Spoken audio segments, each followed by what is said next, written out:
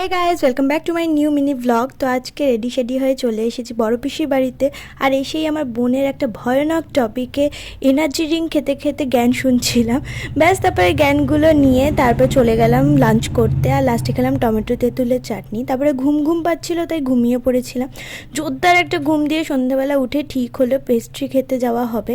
তো বেরিয়ে পড়লাম সেজেগুজে দুজনে মিলে। বোনদের বাড়ির সামনের মাঠে আজকে শীতলা পুজো, মেনলি ওখানে আজকে খিচুড়ি দেবে তার জন্যই আসা। কিন্তু আমি খিচুড়ি খাবার একদম হিউজ ফ্যান নই, বোর হচ্ছিলাম তাই জন্য এসছি।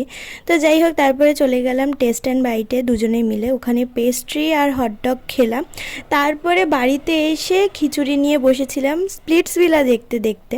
দেন কিছুক্ষণ পরে দাদা দিদিরা সবাই এলো, মিষ্টি তারপরে কোল্ড ড্রিঙ্কস এগুলো খাওয়া হলো। তারাও খিচুড়ি খেতে এসেছিলো।